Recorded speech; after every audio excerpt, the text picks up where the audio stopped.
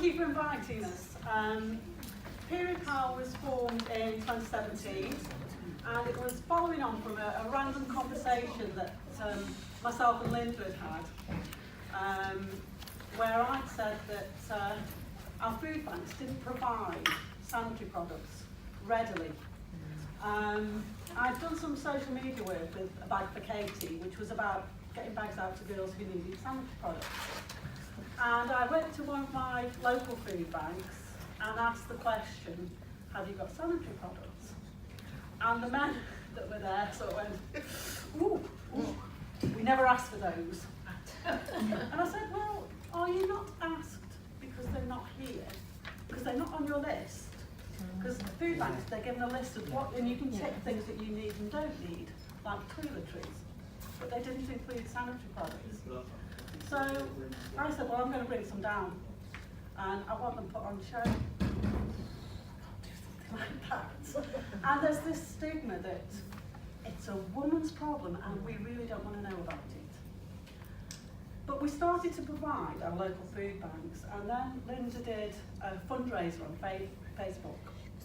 Incredibly successful, and we started to help out with our local food banks. And then we got requests from schools. And this is where we really started to form the charity as it is today. And we were horrified at some of the stories. So one of the schools that we initially made contact with is Discovery in Bentley, which is one of our most deprived areas.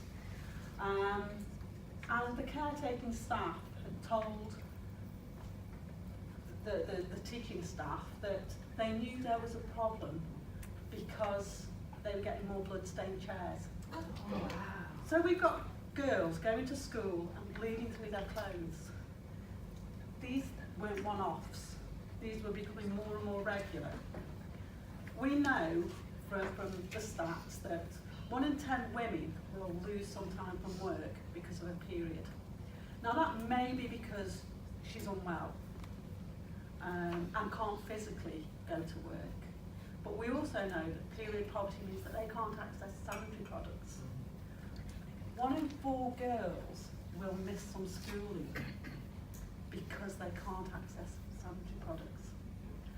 So in Stoke-on-Trent, and we now, I mean, we are mushrooming out. We now do Staffordshire Moorlands, Staffordshire, Rugeley is one that we're just coming on. We've got Shaz who does Walsall, and we're so grateful because our volunteers are amazing. And without our volunteers, we couldn't do as much work as we do. But we currently help 2 universities, 46 colleges, 113 schools. And what we're finding is an ever-increasing need. We help 30 food banks. We help charities that deal with the homeless, refugees, asylum seekers. We take donations to refugees, and we're finding an increasing number of places that are asking for help. I'm glad that somebody earlier mentioned Stoke-on-Trent Council. I'm a councillor in Stoke, and I initiated the council actually becoming the first, as we believe, the first period dignity council in England. Incredibly proud of that. Incredibly proud that as a council we took that initiative and agreed to provide sanitary products, not only for the people that come in, our client base, but for our staff. And when people say that's a really good idea, we have had some backlash because period poverty doesn't really exist. And some of the people that work for our directors said, well, I think it'd be better just doing it for the public. So my response was, well, okay, so you're on a good wage, and you can go home and you can keep your wage. What about your secretary, who doesn't get anywhere near as good a salary as you? Do you know if she goes home and keeps her salary? Or does it go to the family? Does it go to the husband? Does it go to a partner? Has she got access to that? And is there an issue at any point where she may come on early, not be able to afford? one of the things that we were really proud of was that we got them put in our disabled toilets. Because what we do know is that some men who are disabled have leakage problems. And if they are caught short, a sanitary towel will do them until they can get home. So it's not just always a woman's issue. So I'm incredibly proud of what, as a council, we've done. And I'm incredibly proud that, I know how many women in disabled toilets we've got in our council. It's 180. And we provided for that. And what we did, to ensure that it went through quickly, we asked that the council did this, and we said that we would provide the initial stock. So I took 360 packs of sanitary towels and 180 boxes of tampons to the council and said, there's your initial stock. Let's get them taken out. And they were really receptive. We've now been asked time and time again to go out to different councils and speak about how that happened. And it's about knowing who will be supportive. And that might not always be those who you expect. So I know that from my council, the majority of the Labour group would not have supported my initiative for personal reasons, and that's fine. So I knew that I had to get support from other people. And it is about talking to those who will be receptive, and it might not always be a woman. It's about knowing what your arguments might be. So, as I've just said, well, it doesn't really affect me. Well, you know what? It might not affect you personally, but what about the woman sitting next to you? What about the cleaner? What about the chief exec secretary who you don't know her personal circumstances? What about the woman who walks in off the street wanting some advice? It's about being able to address all those issues. And it is about knowing what the arguments may be. What about the cost?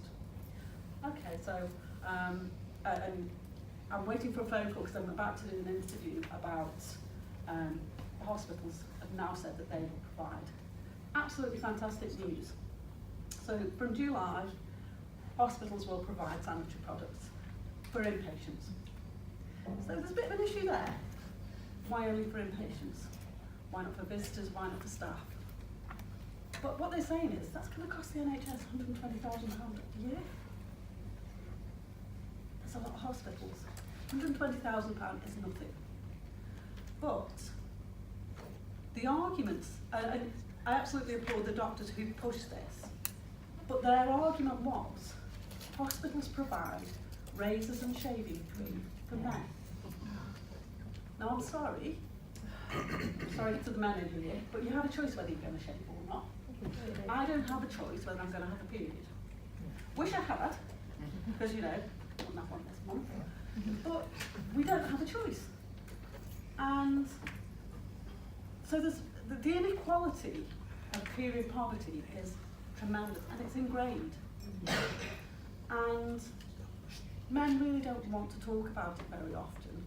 But I've got to say, we come out and we speak to a lot of union branches, and 9 times out of 10, it's men that are filling the room. And they squirm a bit. And then I say, tell me it doesn't affect you. Tell me you don't know when your wife's due on. Yeah. And they notice. So it affects everybody. And as I say, if we look at it logically, in certain circumstances, having a sanitary towel in a toilet will help some men. So let's not forget that this isn't just a woman's problem. It's a problem that affects every single person. And whether it's because, your partner doesn't want to put up with your moans and groans and rumblings. Yeah, go through a period, mate. Or it's a woman who's got to go through what, we may see as something normal. And it is normal. It's a normal bodily function. We don't want to talk about it. I work with a youth group for disaffected youth, and a couple of them were in a dentist when they heard me on the radio talking about periods. And they said, I can't believe you were so brave to go and talk about periods on the radio. I said, but we do it all over the place. Go into meetings and we're always talking about it. But they're now saying, I've been into affordable foods, which is, it's a unit that's been set up in Stoke that sells close to sell-by date food. And we provide them with free products for anybody that goes in. And Kieran said to me yesterday, I can tell everywhere you've been, because there's always problems there. And that's fantastic, because the young people are seeing it. And the young people are now not afraid to talk about girls having periods. And that's what we absolutely have to break down this stigma of not talking about it, of us being ashamed of what's a normal function. And yeah, we might all get caught short. We might not all have the wonderful 28-day cycle. There was a Guardian article the other day where, mansplaining periods and how many tampons you actually need. Because if you work out how much blood you actually lose, you only need 10 tampons. That one out, mate. Go through it. So it's about us breaking down those men's ideas of what we go through. And it is difficult because, and I'm not going to pick on any men, but they sometimes think that we choose if we're going to have a period. Or they think, well, you only have it once, don't you? Really? What do you mean you have it every month? And we get far more encouragement from our younger members, the people that we go out to, the youths, who are so much more on the board, so much more willing to talk about what it's like for a girl to go through a period and what might happen if she is caught short and how can we address that. And one of the things that we are really proud of is the amount of people we can help. So in just over a year, we know we've taken out 10,000 packs of sanitary products.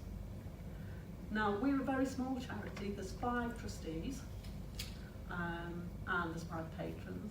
We've got fantastic volunteers, and without them we couldn't do as much as we do. But if we can do that, then people need to step up and say, you know what? If somebody with 5 members in can do so much work, everybody needs to listen to what's going on and take this action that stops period poverty affecting people. It's not just the 1 in 4 schoolgirls. My ward's one of the most deprived in Stoke-on-Trent, so I know it's a lot more than 1 in 4 girls.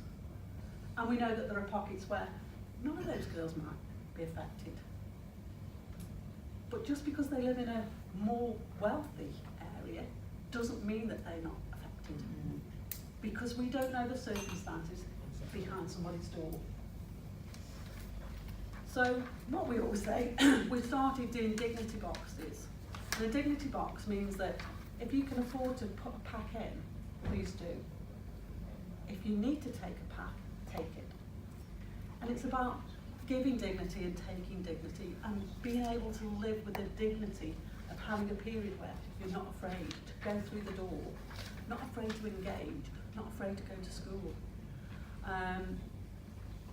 As a charity, we can't thank our unions enough. We've had tremendous support from our unions, and especially from Unite. And we wouldn't be able to do half the work we did if it wasn't for that support. We never go to a meeting without a begging bowl, I'll be really honest. We're probably in the top sort of 10% of beggars. But people realise why we do it, and people realise the need for what we do. As we go forward, we're looking at different ways of helping and assisting and taking away period poverty. So Verity, who unfortunately couldn't make it today, she's our eco warrior, and she's looking at trying to increase the use of moon cups and reusable sanitary pads. We know that for many, certainly in areas like Stoke-on-Trent, the cost is prohibitive. So she's just put a funding bid in for some funding from Lush. And what we're hoping to do is to put packs together, and all we will ask in return is for feedback. And we know that, you know, that the Moon Cup's been about since 1932, so it's not a new invention. But people don't know a great deal about the Moon Cup. The Moon Cup is a soft silicone cup that's inserted like a tampon, collects the blood, and you need to wash it out every 8 hours. New ones are being made now, where there's a valve that you can take the blood out without having to take the Moon Cup out. Reusable pads have been about for quite a while. What we're hearing is, and I can't put this in any other way, is that they move in your pants. Sorry about that, but I think there's an issue that they need to address about trying to keep them more secure. But we're finding people that are using both and are saying, absolutely, this is, initial outlays costly, but over sort of 6-7 months, you're regaining what you paid, and anything after that, you're not having to pay out for. So we're going down that, and we all realise that we need to stop using plastic. It's destroying our world, and it's key for the future. We applied to the Tampon Tax Fund for some funding to put on a conference, and that conference will happen in June on the 6th, and we're bringing together lots of different groups and politicians and our unions, and we'll send invites out, and we hope some of you will absolutely make that. And what we as Period Power are doing is bringing together lots of different groups who do similar things, because we want to hear how they do things differently to us so that we can learn. And hopefully they'll learn from how we do things so that we can all help somebody else. But also, and we're not stealing your idea, we're going to do a period poverty charter. And this is about what is important as we move forward.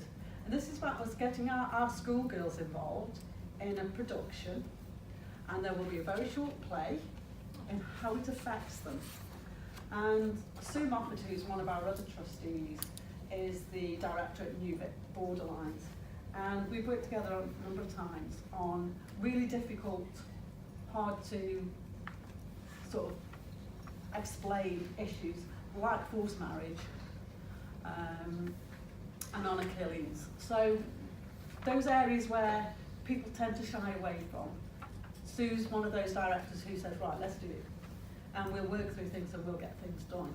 So we're going to have a very short play addressing some of the issues that I've already spoken of. And then we're going to have workshops. And we need people's ideas. We need people's ideas about what is important. What is it that we need to address?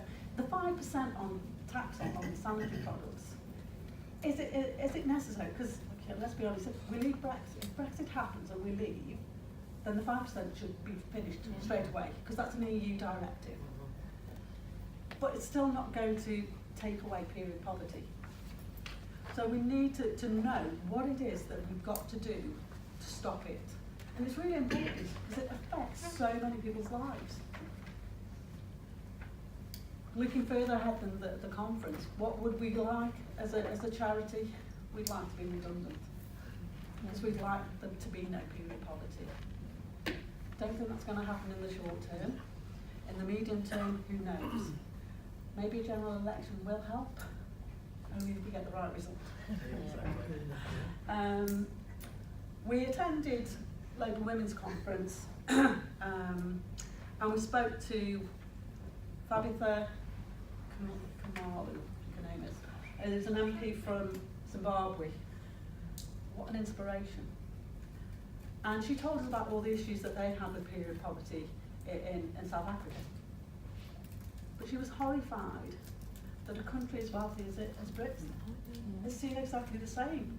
And she was like, why is this happening? She said, I can't believe that a country that is so wealthy is just, this is an argument we were having 20 years ago. How reflective of a society is that? And she was absolutely amazing, and spent so much time speaking to us about how she did things and how we needed to carry on banging that drum, and we will. And we're really proud that Unite have got the Period Dignity stance and came out with that very, very publicly. And as I said, all 5 trustees are members of Unite or Unite Community. And so we're really proud of what, as a union, we do. But I think Unite, the union, should be very proud of what we do. Because we don't go anywhere without banging the drum for Unite. And at the Women's Conference, we filled 13 sheets in of signatures. Because it's really important. And it's really important that we all bang that drum. I'm going to shut up a bit now. And if you've got any questions, I'm happy to take them.